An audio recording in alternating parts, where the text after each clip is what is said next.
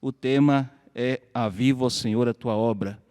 E eu já queria convidar meus irmãos para que se colocassem sobre os seus pés, para que nós efetuássemos a leitura como de costume. Nós vamos iniciar pelo texto áureo. Na sequência, vamos ler verdade prática e a leitura bíblica em classe. Já fazemos tudo de uma vez. Então, texto áureo, todos juntos. Ouvi, Senhor, a tua palavra e temi. Aviva, ó Senhor, a tua obra do meio dos anos. No meio dos anos a notifica. Na ira, lembra-te da misericórdia. Abacuque 3:2. A verdade prática, meus irmãos. É vontade de Deus avivar a sua obra nesses últimos dias, até que o Senhor Jesus volte. Agora nós vamos iniciar a leitura bíblica em classe. Eu vou ler o primeiro versículo e os irmãos me ajudam na sequência, por gentileza, alternadamente. Abacuque 3:1-2 e também 16-19.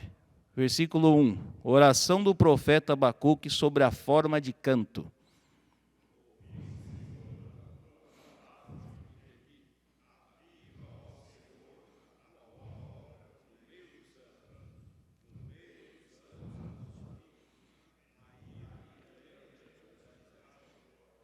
Ouvindo-o eu, o meu ventre se comoveu, a sua voz tremer os meus lábios, entrou a podridão nos meus ossos, e estremeci dentro de mim. Descanse eu no dia da angústia, quando ele vier contra o povo que nos destruirá.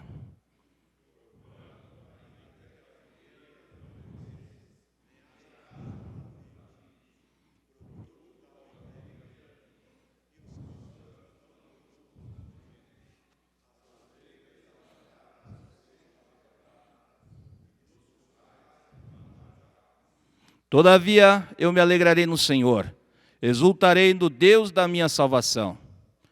Jeová, o Senhor, é minha força, e fará os meus pés como dos cervas, e me fará andar sobre as minhas alturas. Obrigado, meus irmãos. Podeis assentar?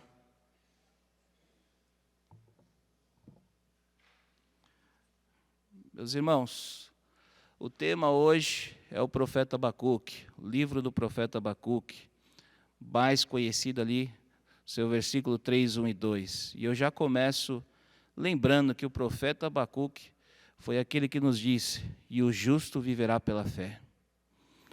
O profeta Abacuque foi o que iniciou isso no Segundo Testamento, falando sobre o tema da fé, sobre o justo virá pela fé. E mais à frente nós vamos ver que o apóstolo Paulo corroborou, o escritor aos Hebreus corroborou, ou seja, a nossa obrigação andar pela fé. Mas nós vamos começar aqui na introdução, falando um pouquinho sobre o objetivo. E como objetivo desta lição, nós temos apresentar o clamor pelo avivamento do profeta Abacuque. 2, os senhores têm que enfatizar a palavra de Deus como elemento fundamental do avivamento. Nós não vamos trazer novas definições do avivamento hoje, pois nós já falamos sobre isso durante todo o trimestre. Já está claro. Fizemos apenas uma leitura de 2 Crônicas 7:14, porque nós entendemos que o avivamento ele passa por o processo de humilhação, confissão de pecados, arrependimento e volta à palavra de Deus. Nós não temos agenda de avivamento. A agenda de avivamento está nas mãos do Espírito Santo de Deus, que opera quando quer, da maneira que Ele quer. Porém, nós preparamos o caminho do Senhor, para que Ele possa vir até nós e derramar sobre os sedentos a sua água, a água do Espírito Santo, que transforma, que purifica. E, por fim, conscientizar a respeito da necessidade de um verdadeiro avivamento. Em diversas ocasiões, nós temos passado, ao passar dos anos, a igreja, a sociedade, ela vai se deteriorando. E nós temos essa necessidade sempre de lembrar aquilo que o Senhor tem para nós. A introdução, ela vai dizer assim: encerraremos esse trimestre com o clássico texto do profeta Abacuque. Nele, o avivamento indispensável à igreja do Senhor Jesus está revelado. O clamor do profeta por um avivamento para o seu povo deve ser o clamor da igreja nesses últimos dias. Nunca houve uma necessidade tão premente de a igreja visível ser poderosamente avivada por Deus. As forças do mal tentarão pará-la, mas não prevalecerão, porque Jesus é o dono da igreja. E para começar aqui na introdução, meus irmãos, fazendo uma referência bíblica, nós vamos lembrar de Mateus 16 e 18. As portas do inferno não prevalecerão contra a igreja. Então nós temos que estar conscientes de que o mundo ele vai seguir o seu curso natural de destruição. Mas nós, como cristãos verdadeiros, devemos nos posicionar como verdadeiros atalaias, falando do amor de Deus, pregando, buscando em oração, se arrependendo, pregando a palavra verdadeira, e as portas do inferno não vão prevalecer contra a igreja de Cristo. Nós sabemos que o tempo presente, que iniciou, ali desde 1950, iniciou o que nós chamamos de período da pós-modernidade. Esse período da pós-modernidade é denominado na palavra de Deus como fim. Nós vamos ver lá Daniel 9, 26, Daniel 11, 27, várias referências que apontam para o tempo do fim. Tempos trabalhosos, como Paulo escreveu ao 2 Timóteo, capítulo 3, verso 1. E últimos dias, Atos 2 e 17, temos a referência bíblica, 2 Timóteo 3, 1. Tiago, nós poderíamos citar inúmeras referências que apontam para esse tempo do fim. E nesse tempo do fim, nossos dias estão mais trabalhosos como nunca. Eu fiz várias anotações, os irmãos me permitem ir lendo aqui, porque a memória, às vezes, o HD enche, né? Muitos temas, muitos assuntos diários, mas durante esta lição, e como todas as outras, o Espírito Santo vai ministrando. E não é incomum, durante o estudo da lição, o Espírito Santo falar tão profundo aos nossos corações, que nós devemos nos deter em lágrimas e ajoelhar ao Senhor pedindo misericórdia. Porque a palavra de Deus, ela nos purifica, a palavra de Deus, ela produz esse sentimento em nós, ela aumenta a nossa sede e faz com que nós nos voltemos à presença do Senhor. Que a palavra de Deus, ela possa produzir isso nos corações, não somente hoje aqui nesta manhã, mas onde vocês estiverem. Bom, os discípulos de Jesus tiveram a curiosidade de indagar-lhe quando ocorreria a sua vinda e o fim do mundo. Isso está registrado lá em Mateus capítulo 24, verso 3. E Jesus respondeu falando o quê? Indicando, apontando vários sinais que haveriam de acontecer. Esses sinais, ou seja, as ordens mundiais, eles seriam estabelecidas até a consumação dos séculos. E nós cremos baseado nesses sinais, porque Jesus falou de guerras e rumores de guerras. Quantas guerras estão nesse mundo atualmente? Além daquela que é a mais conhecida, entre Rússia e Ucrânia, existem diversas guerras civis acontecendo nesse mundo, em várias partes do mundo. O mundo nunca teve tantas guerras, terremotos. Os irmãos podem observar na Turquia, mais de 50 mil pessoas morreram em um único terremoto, Turquia e Síria. E diversos outros terremotos em várias partes do mundo que muitas vezes as notícias não chegam até nós.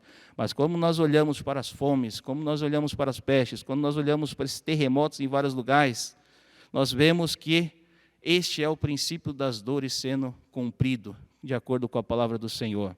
E Jesus disse também, interessante, que ele disse, por se multiplicar a iniquidade, os irmãos já conhecem, o amor de muitos se esfriará. Nós temos vivido um tempo em que nós temos templos cheios, nós temos diversos trabalhos de louvores, o Evangelho nunca foi tão pregado no Brasil, muita gente querendo dizer aqui tem avivamento, mas nós nunca vimos um tempo de tanta iniquidade, a multiplicação da iniquidade no meio do povo. E todo o povo está acompanhando. E o surgimento de falsos profetas, nós vemos na internet batalhas entre pastores, pseudos pastores, as pessoas querendo colocar a sua verdade, querendo colocar a sua forma de pregar. Mas nós vemos também que Jesus acrescentou 2 maiores sinais, indicadores dos prenúncios da sua vinda para buscar a igreja: a multiplicação da iniquidade e o esfriamento do amor entre muitos. Ou seja, a iniquidade, o pecado, prolifera e produz a morte espiritual, o esfriamento da fé. E isso é um fenômeno que ocorre muito forte nos nossos dias. Esse aumento da pecaminosidade não é um fator desconhecido, porque quando nós vamos olhar para a Bíblia, vamos olhar lá para o tempo de Noé, a corrupção ela tornou-se global. E o que Deus fez? Resolveu destruir a humanidade. Nós temos várias referências que apontam o relato de Gênesis 6, todos os nossos irmãos, não temos tanto tempo para explorar essa temática, mas a palavra de Deus diz que da mesma forma que aconteceu nos tempos de Noé, muitos bebiam, comiam, davam-se em casamento, haveria de acontecer. E Deus enviou a catástrofe, o dilúvio, e Deus alertou que, como nos dias de Ló, a depravação moral seria tão grande que não mais era tanta que não mais havia sequer casamentos. O que prevalecia era a prática abominável da homossexualidade. Quando nós olhamos para o nosso período de hoje, a proliferação da homossexualidade, dos pecados, a gente vê que Sodoma e Gomorra está perdendo feio. E esse é o nosso objetivo, é no meio desse cenário catastrófico, assim como o profeta Abacuque surgiu no meio de cenário de depravação moral, é que nós devemos nos posicionar como o profeta Abacuque e clamar: viva, ó Senhor, a tua obra. E da mesma maneira que ocorreu no passado, este povo vai enfrentar o juízo divino. Então, meus irmãos, 1 Timóteo 4:1, queria citar, porque faz parte do contexto. Jesus Cristo não deixa nada encoberto para nós, mas o Espírito diz que nos últimos tempos apostatarão alguns da fé, ouvindo a espíritos enganadores, doutrinas de demônios, pela hipocrisia dos homens que falam mentira, tendo cauterizado a sua própria consciência. Não adianta você nem pregar mais a verdade para essas pessoas, porque a Bíblia diz, eu citava uma referência aqui, lendo a carta de Tito, o apóstolo Paulo disse a Tito, falou: olha, orienta uma vez, orienta duas vezes, mas não se mete nessas questões loucas, deixa ele, entrega ele na mão de Deus.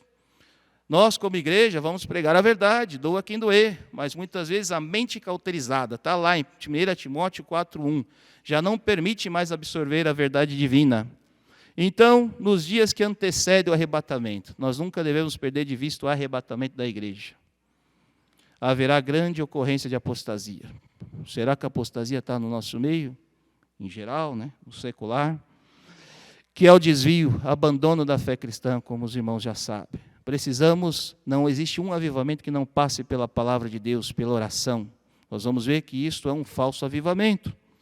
Assim como no tempo do profeta Abacuque, que teve de clamar a Deus por um avivamento genuíno, na sua obra, diante da terrível iniquidade que assolava Israel, nós vamos ver que esse Salmo de Abacuque, esse canto de Abacuque, ele foi escrito entre 607 a 597 a.C. E ele é um profeta contemporâneo da época de Jeremias. Ele estava ali naquele mesmo cenário. Nós estudamos aqui o avivamento no Antigo Testamento, nós passamos por esse tema, a situação que estava o templo, a casa de Deus, a situação de apostasia que o povo estava naquele momento. Então, com angústia na alma, Abacuque, ele clamou ao Senhor e pediu a sua intervenção naquela situação espiritual, caótica, que existia naquele momento. Quando eu olho para o profeta Abacuque, para o seu relato, para o seu pranto, para o seu clamor, eu enxergo muito disso nos nossos tempos. Quando a gente observa as notícias, quando a gente olha a situação do Brasil, no mundo, essas apostasias, essas crises morais que nós estamos enfrentando, eu lembro do profeta Abacuque, que diz: até quando, Senhor, clamarei eu, e tu não me escutarás? Num primeiro momento, ele vai falar ao Senhor: até quando clamarei eu, e tu não me escutarás? Gritarei violência, e não salvarás. Por que razão me faz a iniquidade ver a vexação? Parece que eu estou ouvindo ele falar. Porque a destruição, a violência estão diante de mim. Há também quem suscite e contendo litígio, por esta causa a lei se afrouxe, a sentença nunca sai, porque o ímpio cerca o justo, e sai o juízo pervertido. Olha a situação de injustiça que nós estamos vivendo, meus irmãos. Olha a situação de injustiça. Quantas vezes nós nos sentimos acuados. Olha, a injustiça tomou conta do Brasil. Parece que eu estou vendo o profeta Abacuque clamando. E nós, assim como o profeta Abacuque, tomamos essa posição diante de Deus, de orar, de clamar, mas com algumas certezas. Porque nós sabemos que Deus não deixou Abacuque sem resposta.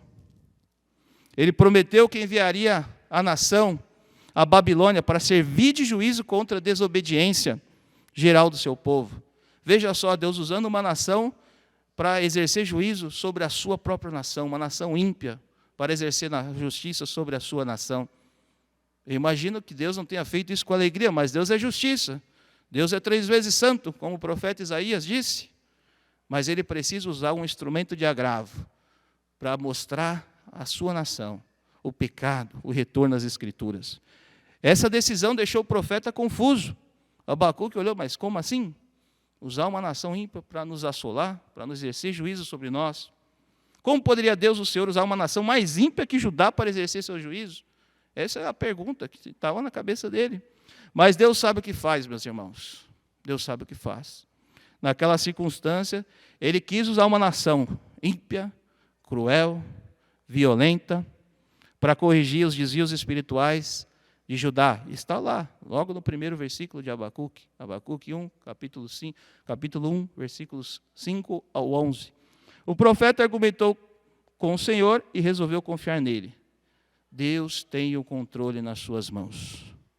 Nós ainda estamos na introdução, mas para que os irmãos vejam que o que está por detrás deste Abacuque é um tempo terrível de apostasia, em que um profeta se levantou clamando ao Senhor: Deus, ajuda-nos. Olha o que está acontecendo com a minha nação. E Deus falou: ok, calma, eu vou usar uma nação para exercer juízo contra vocês. Isso que, em algum primeiro momento, causou espanto, mas logo ele entendeu. E aí nós vamos entrar no primeiro tópico da revista. Essa revista, ela possui, aliás, esta lição, número 13, ela possui 3 tópicos principais. Está dividido da seguinte maneira. O primeiro, ele vai falar do clamor pelo avivamento. Então, nesse primeiro subtópico, o que nós estamos vendo ali? O cenário. Abacuque sofreu diante da iniquidade avassaladora de Judá. Abacuque, ele se incomodou, ele sofreu. Como mensageiro de Deus, o que ele podia fazer? O que você pode fazer? O que eu posso fazer? O que nós podemos fazer? Clamar ao Senhor. Foi o que ele fez, de todo o coração, com angústia na alma, apresentando ao Senhor. Aliás, ele vai falar que ele estava incomodado, porque ele orava, mas aparentemente, e aí eu destaco, aparentemente, Deus não agia. Parece, quantas vezes nós oramos e pedimos e clamamos, e nós olhamos e a coisa parece que só piora, só aperta, né?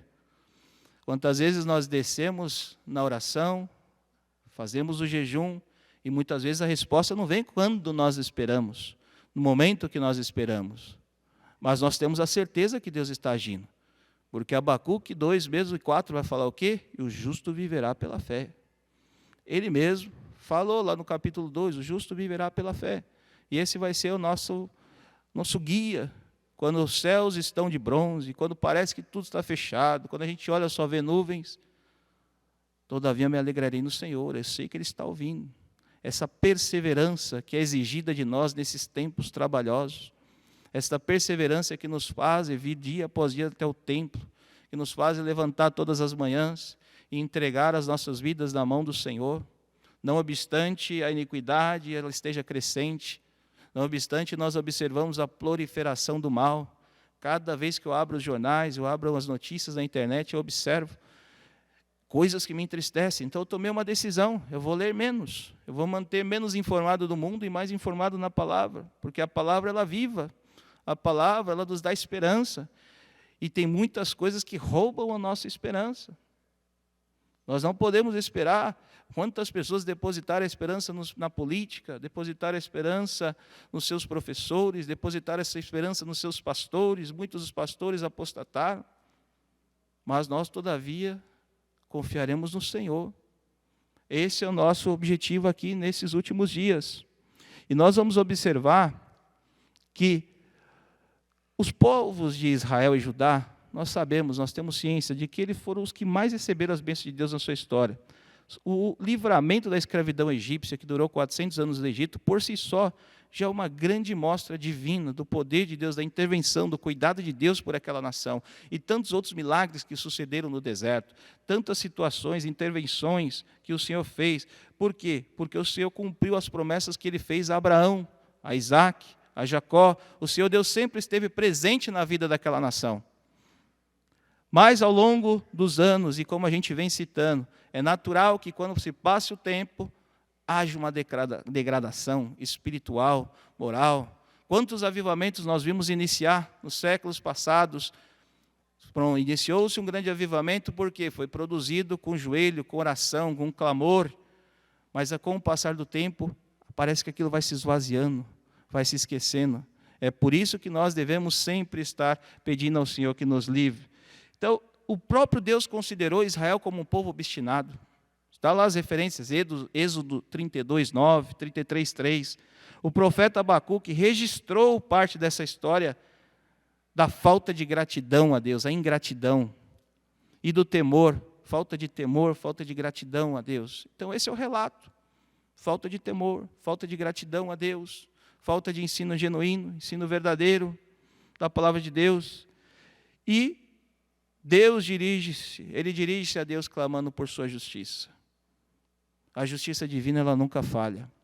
Pode ser que nós olhamos aqui pessoas que não vão receber o seu castigo integral aqui na terra, mas a justiça, a eternidade, corrigirá isso. Tanto para receber o bem, quanto para receber aquilo que é devido. Então, meus irmãos, esse é o cenário. O cenário inicial, o povo apostatado, e um profeta que se levantou clamando por aquela nação. Aí nós vamos entrar no segundo subtópico. Se os irmãos quiserem fazer algum comentário, também fique à vontade, por favor. Essa é uma aula participativa, não sei se os irmãos querem falar alguma coisa, acrescentar algo, ou se identificaram aí. E eu destaco aqui para o final, né? O texto lido foi Abacuque 1, 2 e 4, que foi logo no início do livro, e ele vai falar o quê? Violência, iniquidade, destruição, contenda, litígio. Tudo isso estava passando naquele tempo. E como diz ali no telão, ó, o que mais angustiava o profeta era o fato de perceber que Deus aparentemente não havia agido prontamente contra a corrupção espiritual e moral do seu povo. Mas ao avançar essa lição, nós vamos ver que o nosso Deus, Ele é um Deus de justiça, nosso Deus, Ele não falha. E mesmo que aparentemente a gente olhe para as situações e a gente fala, meu Deus, parece que o Senhor se esqueceu, parece que o Senhor não está presente, parece que o Senhor não faz justiça nessa nação, parece que o Senhor não faz justiça aqui. Mas o Deus está sentado no trono, Ele ainda é Deus, e Ele é santo, e Ele é justo. Porém, Ele é longânimo, e graças a Deus por isso, porque senão eu não estaria aqui diante de vocês, e quiçá muitos de nós também não estaríamos aqui, porque Deus é longânimo, tardio em irar-se. Amém? Então nós vamos aqui avançar, passamos aqui pela intercessão angustiada do profeta, sabemos que ele sofreu muito, e a aparente indiferença de Deus, ele olhava para a situação e falava, não é possível, Deus não está agindo aqui, o que está acontecendo, onde está o Senhor? E diante desse cenário caótico, mas nós sabemos que, na verdade, para concluir o tópico 1 aqui, é a expressão da sua misericórdia e da longanimidade para com os transgressores. Então, imagina que ao longo de mais de 2000 anos, Jesus trouxe ao mundo essa mensagem do Evangelho, a mensagem de boas novas que nos alcançou aos meus pais, aos pais dos meus irmãos, a salvação da humanidade. Mas muitas pessoas têm dado as costas a Deus, têm escolhido caminhos controversos, e agindo cada vez mais desrespeitando os princípios da palavra de Deus. Nós sabemos que o nosso Deus está morto. Os ímpios, Salmo 9,17 vai dizer assim, os ímpios serão lançados no inferno, e todas as nações que se esquecem de Deus. Então nós sabemos que é uma questão de tempo até que isso ocorra. Nós estamos pregando o evangelho da salvação, que confronta, que combate o pecado. Porém, nós sabemos que a resposta ela vem do Senhor. E ele disse ali, até quando, Senhor, clamarei eu e tu não me escutarás, gritarei violência e não salvarás. Esse clamor, meus irmãos, nós devemos ter diante de Deus. A justiça ela já estava corrompida. Está lá, Abacuque 1,4. Por esta causa a lei se afrouxa, a sentença nunca sai, porque o ímpio cerca o justo e o juízo sai pervertido. Quantos juízos pervertidos nós temos visto nos nossos dias? Quantos justos têm sido cercados? Pessoas têm sido condenadas injustamente. Nós vemos lá situações de milhares de pessoas que estão presas em Brasília, muitas delas com a sua devida culpa, mas outras sem julgamento justo. Estão passando ali por momentos difíceis. Então, que representação tipológica melhor do que essa para representar os nossos tempos atuais? Eu acho que é consciência de todos nós, acho que nós já identificamos isso, desse tempo, a morosidade da justiça. Mas nós vamos para o tópico 2 agora, e o tópico 2 ele vai começar assim, aparente indiferença de Deus. Nós já até falamos um pouco, vamos ler e passar para o 2, que diz a resposta pronta de Deus. Eu gostaria que algum irmão lesse para mim o tópico 2. A aparente indiferença de Deus.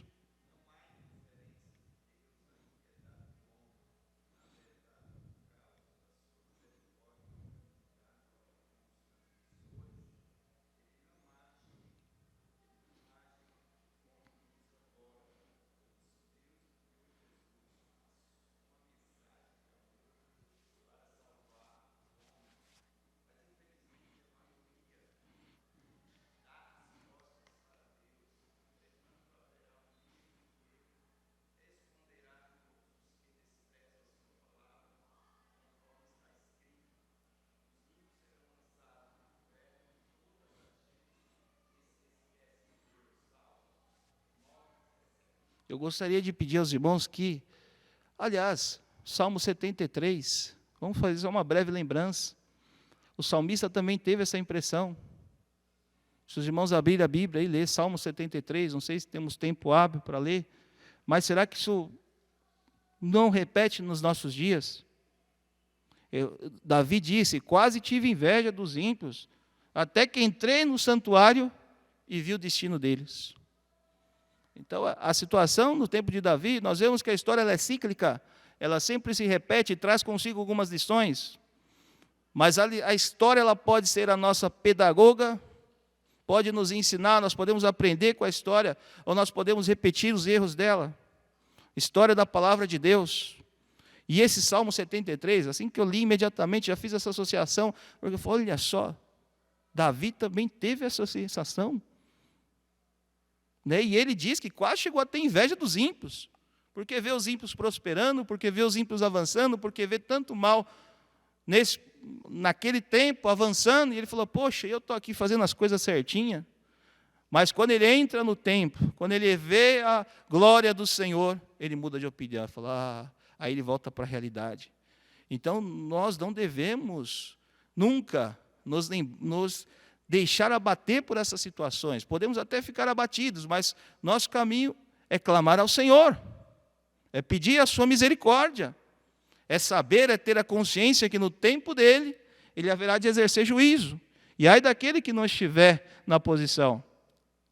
Nós sabemos que aparentemente, todas as coisas que acontecem para nós podem não significar nada, mas todas as coisas, nós devemos lembrar, são nuas e patentes diante dos olhos do Senhor. Apocalipse, capítulo 2, verso 1, a palavra do Senhor vai dizer o seguinte, dei-lhes tempo para que se arrependessem, entre o pecado, a transgressão e o juízo, sempre existe um tempo que o Senhor dá para arrependimento. Isaías 6,3 vai falar o quê? Deus é santo, santo, santo. Ele executa juízo, mas ele executa amor também. Ele traz o amor. Deus executa o juízo, mas ele é amor. Então ele tem que agir de acordo com a sua natureza. Nós sabemos que existe uma consequência eterna para todos os nossos atos. Liberdade, a gente sempre diz aqui, eu pelo menos, é um poder de escolha. E isso que nós devemos levar para as pessoas, olha, você tem a liberdade, é seu poder de escolha. Só que tem um porém. Nós somos livres para escolher, mas não somos livres para escolher as consequências. Que podem ser aqui, ou eternamente. Quando você olha para uma pessoa ímpia, viveu toda a sua vida na iniquidade, e você vê ela lá, prosperando, você fala assim, olha, esse aí não tem juízo de Deus, não. Quando você olha um presidente de uma nação que praticou tanta iniquidade, que existe tanta mentira, que existe tanto rancor, que existe tanto ódio, e já está nos seus fins dos seus tempos ali, fala assim, olha, não vai ter justiça divina aqui jamais. Mas eu quero dizer uma coisa para você, ainda que não haja punição aqui na terra, ainda que não haja recompensa, devida retribuição, a eternidade é de compensar. A eternidade, e nós julgamos segundo a palavra, não segundo os seus atos. O Senhor é aquele que disciplina, aquele que ama, aquele que nos trata por filho. Nós vemos isso lá em Provérbios 3, 12, no Antigo Testamento. Nós vamos ver isso lá em Hebreus 12, 6, no Novo Testamento. E tem um versículo que eu gostaria de ler aqui com meus irmãos. Apóstolo Pedro, 1 Pedro, primeira carta ao apóstolo Pedro, 4, 17. Quem pode ler para mim, por gentileza? 4 e 17. 1 Pedro 4 e 17.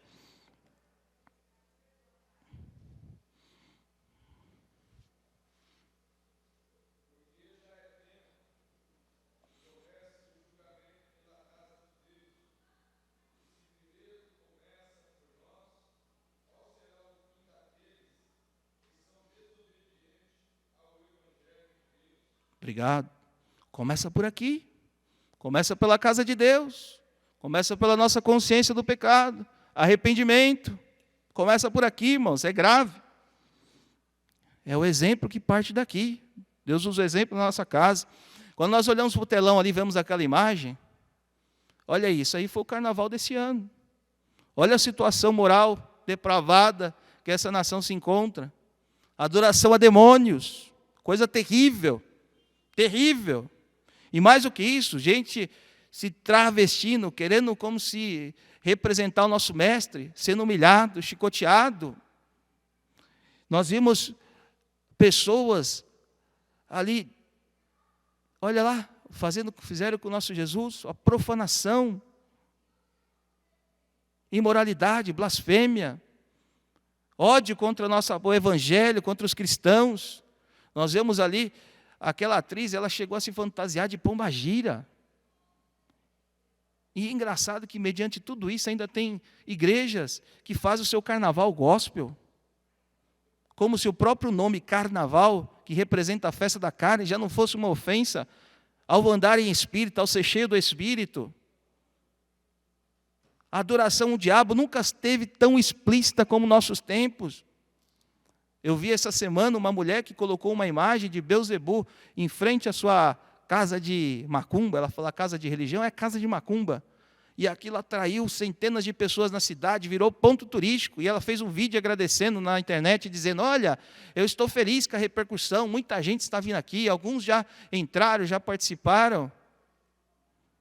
É coisa terrível, irmãos. Esse é o tempo que nós estamos vivendo. Nossas escolas, essa semana, no interior de São Paulo, acho que o diácono André compartilhou ali, né, André? Estão proibindo os professores, eu não lembro a cidade, qual que é a cidade, irmão? Taubaté, estão proibindo que um professor fale, Deus abençoe, meu filho. Está proibido por decreto. Você já pensou para parar o tamanho da depravação? Estamos acuados, estamos cercados. A injustiça parece que ela tomou conta, ela não tem mais o que fazer. Parece que Deus se afastou de nós, dessa nação, e nós estamos condenados. Nós vemos ali, eu coloquei a referência de Lucas 17, as pessoas viviam comendo, bebendo, unindo-se em matrimônio, casando, tem outra tradição aqui, e sendo prometidas em casamento, até que o dia que Noé entrou na arca, então sobreveio o dilúvio e destruiu a todos. O povo dedicava, comia, bebia, comprava, vendia. Um dia que Ló abandonou Sodoma, que aconteceu, choveu fogo. Um dia essa história vai se repetir. Um dia nós vamos abandonar esta terra. Nós devemos lembrar da mensagem da volta de Cristo, da destruição, do arrependimento. Nós precisamos pregar essa palavra, porque a coisa está feia. E a resposta de Deus, ela veio bem diferente daquilo que o profeta esperava. Nós já vamos entrar agora na pronta resposta de Deus, no subtópico 3. Eu gostaria de ler a primeira parte aqui. Na sequência, os irmãos leiam, por gentileza. A resposta de Deus ela veio de forma bem diferente daquilo que o profeta esperava. Deus tem seu próprio modo de agir, meus irmãos. Não adianta a gente querer achar que Deus vai responder da maneira que a gente quer, do jeito que a gente quer. Deus tem seu meio de agir. A resposta vem dele. A resposta vem dele. Ele, o soberano, resolveu convocar os caldeus ou os babilônios para contrapor-se aos pecados e iniquidades de Judá. Então, ele, o soberano, resolveu convocar os caldeus, os babilônios, para contrapor-se. Quando a gente olha aqui, e aí ele vai falar o seguinte: os caldeus seriam a espada de Deus, o chicote dos céus, para fazer Judá repensar seus maus caminhos e se converter das impiedades que já ultrapassavam os limites da tolerância divina. E eu quero que os irmãos se detenham aqui, limites da tolerância divina. Ainda que parecesse inerte, na verdade, Deus estava dando tempo para que a nação judaica se lembrasse dos alertas divinos, mas o seu povo não se lembrou. Deus mandou o profeta escrever a visão de maneira bem legível para que pudesse ser vista até por quem passasse correndo. É como se ele colocasse o outdoor bem claro, letras garrafais ali. Não tem desculpa. Está aqui a mensagem. Quando nós olhamos para esse tópico, a resposta pronta de Deus, ao que está assentado no trono, Deus o soberano. Ele vai falar Deus o soberano. Os caldeus ali seria a espada de Deus, o chicote dos céus. Está lá a referência a Abacuque 1, 8, 11 ou 13. E ele disse, então o Senhor me respondeu e disse, escreve a visão, torna-a bem legível, sobre tábuas, para que possa ler, mesmo quem saia correndo. Meus irmãos, quando nós voltamos um pouquinho atrás na Bíblia, lá em Gênesis 18, 25, o que está escrito? Não faria justiça o juiz de toda a terra? A taça de iniquidade dessas nações se encheu, e Deus usou naquela ocasião Israel para exercer juízo sobre outra nação, sobre Canaã. Agora inverteu, porque Deus está usando os caldeus para exercer juízo sobre a sua nação. Então veja só, nós vamos ver mais à frente vários exemplos de quando Deus exerce juízo, mas assim como Deus usou Judá lá atrás para exercer juízo sobre Canaã, agora inverteu, porque o povo se corrompeu, o povo passou por tanto milagre, passou por tantos movimentos na presença de Deus, e eles se tornaram ingratos, se apostataram. Quando a gente fala a taça se encheu, a gente está falando do limite da tolerância divina, é o que está aqui na revista. Limites da tolerância divina, está lá citado em Abacuque 1:8. E nós sabemos que Deus tem seu limite, Deus é longânimo, mas tem seu limite. Nós temos várias referências. Êxodo 34, 6 ao 7 ali, vai dizer que Deus não inocenta o culpado. É preciso pagar. Por isso que Jesus Cristo pagou pelos nossos pecados, nos santificou, abriu a porta da salvação, mas nós devemos ainda prestar contas. E esta mensagem é para fora, é para nós, mas para fora. Deus não inocenta o culpado, nada passa batido diante dos olhos de Deus. A longanimidade não isenta-nos da culpa. Pois não, pastor?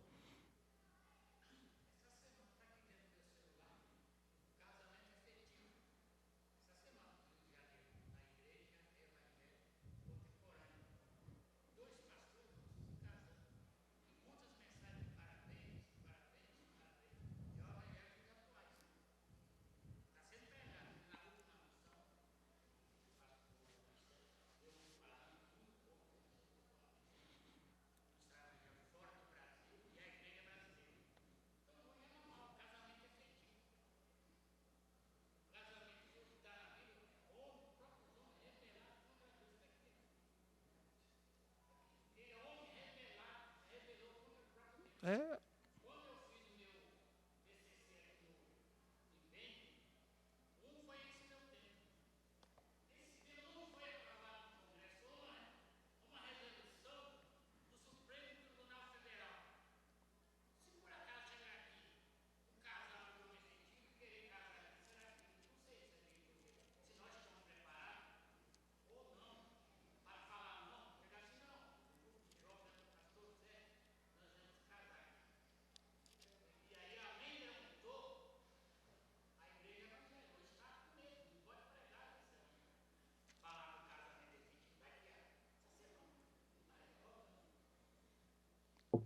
verdade. Nós, como igreja, devemos estar preparados e basados na palavra, ainda que isso nos custe a vida, a liberdade. Eu tenho certeza de que esta igreja ela vai resistir firmemente. Se for preciso pagar com a nossa liberdade, se for preciso pagar com a nossa vida, pagaremos. Porque Deus tem uma recompensa eterna para nós. E quando nós seguimos nessa medida, né, nós falamos aqui sobre a taça da ira, limite da tolerância divina. Nós vemos esse exemplo. Deus não inocente o culpado, o Êxodo. Nós vamos ver que quando Paulo escreveu a igreja de Tessalônica, ele comentou sobre as pessoas que perseguiam Jesus, perseguiam seus discípulos, e disse que estavam enchendo sempre a medida de seus pecados. Está lá em 1 Tessalonicenses, capítulo 2, verso 16. Deus viu o pecado deles contra Cristo, contra os cristãos, as pessoas do mundo, que necessitavam do Evangelho e resolveu trair essa ira sobre os inimigos. Apocalipse 6, 9 ao 11, o que vai dizer a palavra de Deus? Deus respondeu à súplica dos mártires com a promessa de trazer vingança depois de pouco tempo. Então existe um clamor por justiça. E Deus tem o seu momento de trazer a resposta. Deus deixa sinais na sua palavra que Ele vai tolerar, não vai tolerar por muito tempo. Existe um limite. Os homens facilmente se enganam, achando que a demora no castigo divino, no castigo de Deus, não pretende punir os pecadores. Ele é longânimo, mas quando os homens enchem a medida dos seus pecados, Ele o castigará. 2 Pedro, lá, capítulo 3, versos 1 a 18, vai citar bem isso. São uma leitura extensa, 18 versículos, mas cabe aos irmãos anotarem aí, vai entender esta medida. E, quando nós olhamos, vamos encerrar esse tópico aqui, falando sobre o clamor por avivamento, passa por um momento de angústia diante de Deus, que não se mostra indiferente para responder. Então, nós estamos fazendo uma referência aqui, esse clamor por avivamento, ele é produzido por uma angústia diante de Deus, uma indignação, uma contrição, e Deus não se mostrará indiferente para nos responder. Vamos conclamar o que está escrito em Apocalipse, capítulo 2, verso 5, que diz a palavra do Senhor: lembra-te, pois, de onde caíste, e arrepende-te, e pratica as primeiras obras. Quando não, brevemente te virei e tirarei do teu lugar o teu castiçal, se não te arrependeres. O pastor Sérgio falou uma coisa interessante aqui na reunião dos obreiros.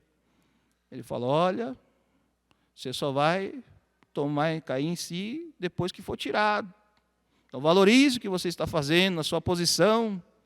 Valorize aquilo que Deus colocou nas suas mãos. Valorize. Da mesma forma a salvação. Você vai valorizar quando você vê que perdeu. Então que Deus tenha misericórdia. Que nós podemos lembrar sempre e apontar para a igreja, trazer esse ensinamento. Lembra-te de onde caíste. Lembra-te.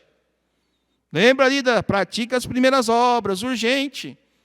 Porque vai chegar tempo que você não vai ter mais essa oportunidade. Amém? Vamos aqui avançar a lição para o segundo tópico. E aí, antes de avançar, né? Não, faz parte, minha anotação está aqui dentro. Quem pode ler para mim o primeiro tópico? Nós estamos agora entrando no segundo tópico. Esse segundo tópico ele vai tratar do avivamento pela palavra. E o avivamento pela palavra, ele vai começar ali por ouvir a palavra de Deus. Não basta apenas ouvir, verdade? No caso do profeta Abacuque ali, ouvi a tua palavra e temi. Gerou temor no coração. No caso, a palavra de Deus, ela nos mostra que nós devemos não somente ser ouvintes, mas praticantes daquilo que a gente ouve. Não o famoso, faço o que eu falo, mas não faço o que eu faço, né? Nós devemos ser praticantes. Devemos observar a palavra de Deus atentamente, porque senão nós vamos chegar um momento lá, olha o que nós lemos, Apocalipse 2,5, lembra-te de onde caíste. Se você caiu, já esteve de pé. Se você esteve de pé, ouviu a palavra já produziu algo ali no seu coração. Já teve um momento que foi praticante das primeiras obras. É por isso que ele fala, pratica as primeiras obras. Volta para o princípio, para o começo. Às vezes nós devemos lembrar disso. Devemos ser praticantes, não apenas ouvintes. E isso é um exercício diário que exige de nós. Interessante que quando nós olhamos para citações do Novo Testamento dizendo: quem tem ouvidos, ouça o que o Espírito diz às igrejas. Está ali as citações das 7 igrejas, 7 cartas às igrejas da Ásia. Nós vamos ver em Mateus 13, 9, essa expressão: quem tem ouvidos, ouça. Quem tem ouvidos, ouça. E ouvir implica em obedecer, não somente ouvir. Ele ouviu e temeu. Nós devemos ouvir e gerar esse temor de Deus. Quando nós olhamos para temor, olha só o que diz Salmo 111, 10, ali na tela. O temor do Senhor é o princípio da sabedoria. O bom entendimento tem todos os que lhe obedecem. O seu louvor permanece para sempre. É um provérbio. E a palavra vai dizer a Deus, vamos deixar para o segundo aqui, o temor a Deus. Esse princípio do que é temor, não é pavor, não é pânico, não é medo. Ele vem pela obediência, ele vem por ouvir, por considerar, que gera um temor no nosso coração, que molda o nosso modo de pensar. É por isso que nós cristãos somos pessoas inteligentes, irmão. A gente bota nosso cérebro para trabalhar, vê uma mensagem, a gente sai daqui com uma mensagem, aquela mensagem vai trabalhando, o Espírito Santo vai fazendo conexões, sinapses do nosso cérebro, e daqui a pouco a gente está pensando diferente, agindo diferente, está refletindo na nossa caminhada, está refletindo na nossa comunhão com os vizinhos. Quem tem ouvidos, ouça o que o Espírito diz às igrejas. Quando nós vamos ver lá em Atos 6, 4, eu estava lendo ali Atos e eu vi uma coisa interessante. Vocês podem ler o versículo inteiro, mas ele vai dizer que ali durante a separação dos diáconos, ele vai falar o seguinte: perseveraremos na oração e ministério da palavra. Olha a fórmula para a separação dos primeiros diáconos da igreja. A igreja ela passou por um processo de avivamento, lá de Atos 2, processo de explosão, de crescimento. Mas olha a forma, perseverar. Qual que era a característica dos obreiros? Perseverar na oração e ministério da palavra. Então, quando nós olhamos, tem que ouvir a palavra, tem que ser praticante da palavra. Não tem avivamento sem passar pela palavra de Deus. Nós falamos muito de avivamento, nós citamos várias referências, o próprio autor, o pastor Marcos Del Rey, semana passada, reafirmou alguns pontos. Não tem avivamento sem passar por a palavra. É oração, é palavra de Deus, para nos ajudar a receber. Não tem inovação, não tem fórmula. Aliás, tem uma fórmula. A fórmula passa pelo arrependimento. Se o meu povo, que se chama pelo meu nome, se humilhar e orar. Essa é a fórmula. Mas não tem inovação. Não mudou nada do século, lá de 2000 anos passado até aqui. Não mudou. Essa é a nossa mensagem. Não há genuíno avivamento sem a palavra da verdade. O Espírito Santo, ele é a verdade. Portanto, ele tem compromisso com ele mesmo, com a verdade. Mas tem uma coisa interessante, você não pode amar aquilo que você não conhece. Por isso que nós devemos tornar conhecidas as boas novas, permanecer exortando, permanecer avisando, permanecer trazendo esses ensinamentos, para que haja no coração do povo amor pela palavra de Deus. O tempo está avançando, tenho que correr aqui, meus irmãos, para que a gente não perca nada. Nós vamos para o segundo subtópico, do tópico 2, que diz assim: temer a Deus. Eu vou ler. Ao ouvir a palavra de Deus, Abacuque temeu ao Senhor. É preciso ouvir a Deus e temê-lo, ou seja, escutar ativamente. Isso é escutar. Não pode haver avivamento sem temor ao Senhor. O temor ao Senhor é o princípio da sabedoria.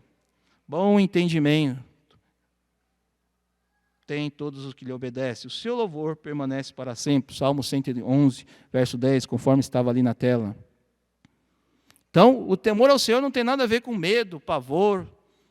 Provérbios 8:13, o conhecido provérbio vai dizer o quê? O temor do Senhor é odiar o mal. Quem teme a Deus se afasta do mal. Esse é o princípio, é odiar o mal. É se afastar daquilo que Deus reprova e fazer aquilo que Deus pede, aquilo que Deus ama. Esse é o princípio por detrás do Provérbios 8:13. O temor do Senhor é odiar o mal, é odiar o pecado. Nós somos pecadores, mas não andamos na prática do pecado. Nós abominamos o pecado, porque o nosso Deus é santo. Nós somos imitadores de Cristo. Tudo que Cristo disse, viveu, nos deixou como exemplo, nós devemos perseguir.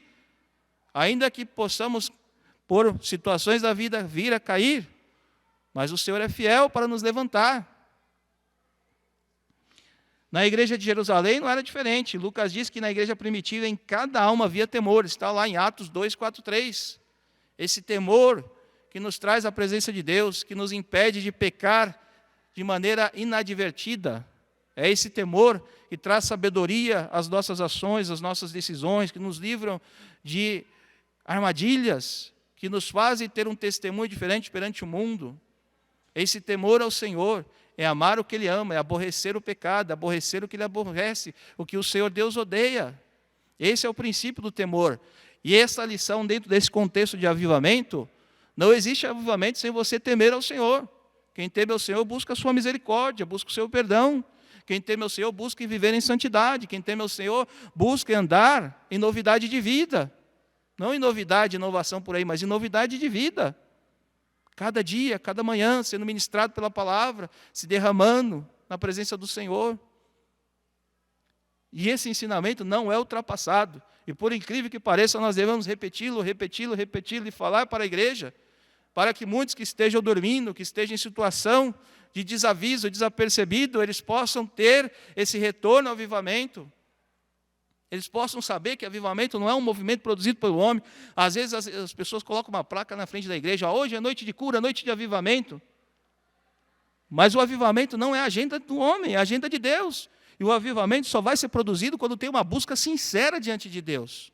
Temendo ao Senhor, clamando pelas suas misericórdias, assim como o profeta Abacuque fez. Que não se curvou diante daquela realidade, é assim mesmo, a igreja está morta, não tem jeito, o povo não teme a Deus, estão todos ímpios, eu não estou nem aí, cada um por si. Esse temor ao Senhor produz isso. Avançando aqui, meus irmãos, que a gente não tem muito tempo. Nós vamos para o próximo tópico. E ele vai falar ali, está ali, a expressão temor refere a reverência a Deus em todas as esferas da vida. Ter um estilo de vida que reverencia o Senhor é o princípio da sabedoria. Reverenciar ao Senhor.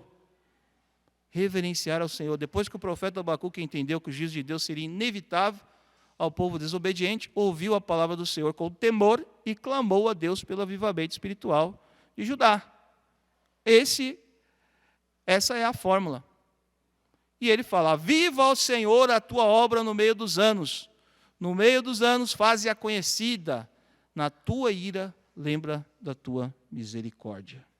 Amém? Tópico 3. Avivamento, questão de vida ou morte. Mas antes de ir para o tópico 3, olha lá. Os 3 pedidos a Deus em favor da restauração espiritual do seu povo. Ele pediu avivamento para a sua obra, ou seja, a obra divina, a obra de Deus. Ele pediu para que Deus notificasse. O que é notificar? Tornar conhecido, se revelar, mostrar. Ele pediu para que Deus lembrasse da misericórdia na sua ira. E, finalmente, o profeta Abacuque demonstra esperança, fé e otimismo. É o mesmo sentimento que deve inundar o nosso coração. Porque, às vezes, meus irmãos, a gente vai falar com um crente, um abençoado, e ele traz tanta coisa negativa, mas se fosse uma vez só, você vai entender, porque passou um dia mal, tem uma situação ruim, mas é sempre. Não, meus irmãos. Pelo amor de Deus, nós queremos um Deus vivo, um Deus poderoso, um Deus que nos salvou, nos resgatou, um Deus que nos traz paz, comunhão. Vamos viver pela fé, vamos crer que o Senhor tem dias melhores para nós. Vamos parar de ser amaldiçoado, de amaldiçoar situações da nossa vida, misericórdia. E aí nós vamos para o tópico 2. Eu vou pedir para algum irmão ler aqui para mim, o clamor pela misericórdia de Deus.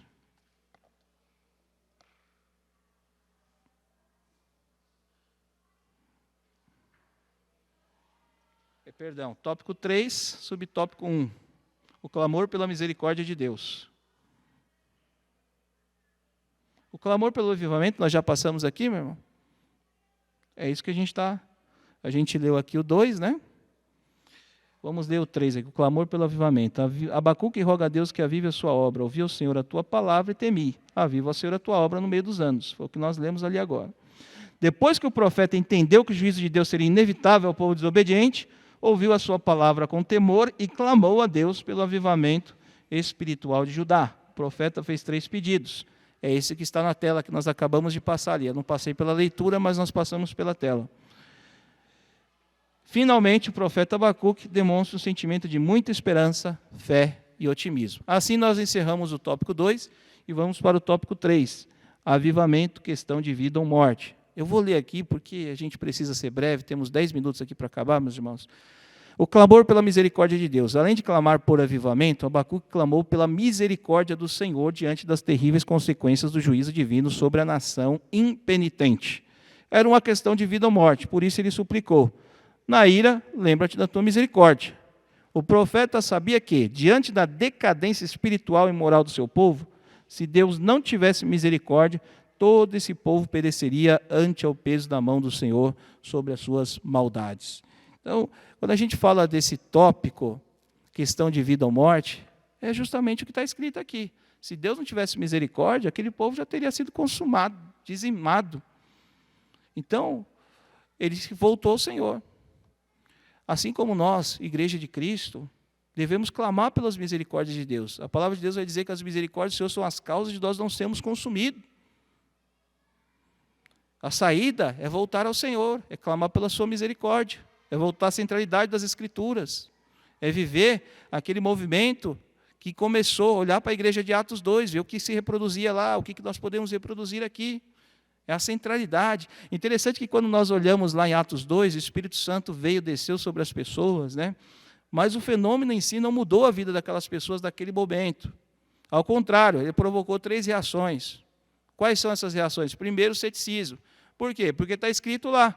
O que quer dizer? As pessoas ficaram meio céticas naquele primeiro momento. Depois, preconceito. Ele falou: isso daí são galileus. Isso aí são os crentes aí. E depois, zombaria. Estão bêbados. Então, olha só, 3 sentimentos no primeiro momento foram reproduzidos. Mas quando nós olhamos Pedro se levantar cheio do Espírito Santo de Deus, cheio da autoridade de Deus, trazendo uma mensagem cristocêntrica. O que a mensagem cristocêntrica fala? Ela fala da morte de Jesus Cristo, ela fala da ressurreição de Jesus Cristo, ela fala da ascensão de Jesus Cristo, ela fala que Jesus Cristo vai voltar um dia para buscar a sua igreja. Essa é a mensagem. Os corações se derreteram, quantas conversões.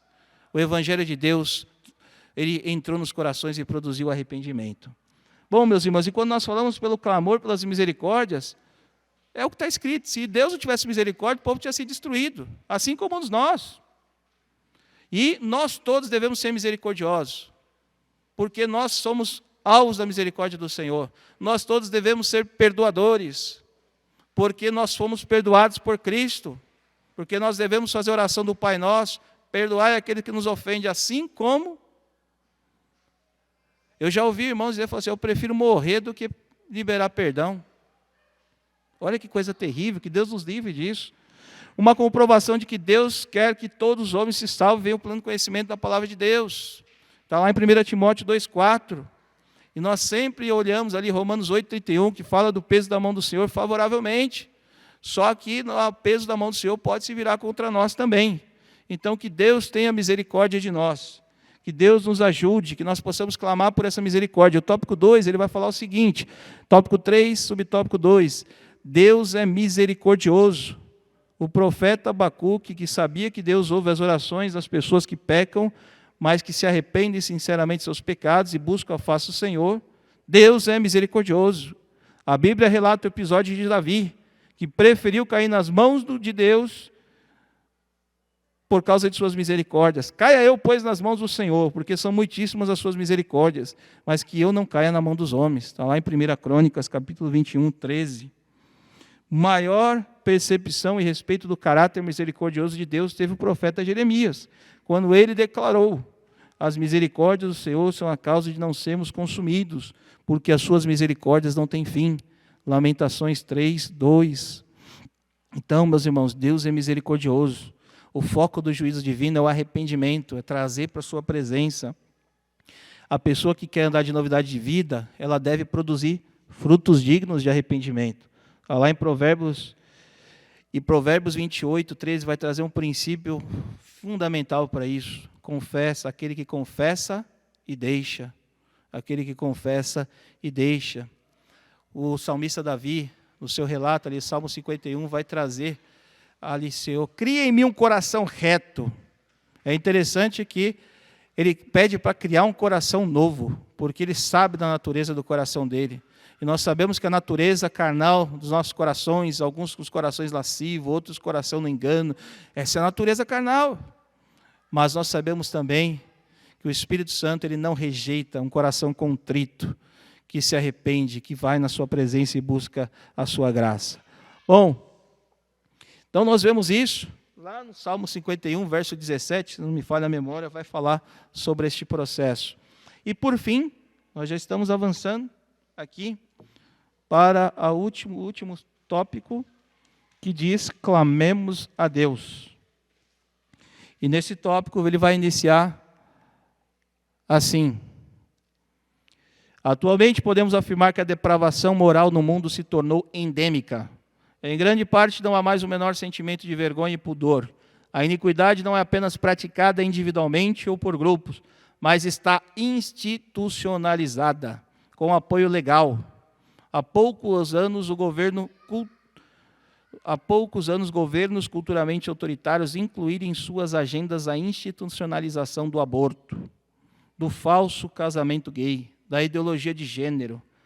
Ainda mais, há igrejas que, dizendo-se cristãs, aprovam essas abominações, a pretexto de serem igrejas inclusivas. Aceitam a depravação moral como norma e realidade posta, alegando que Deus é amor, e por isso não exclui ninguém.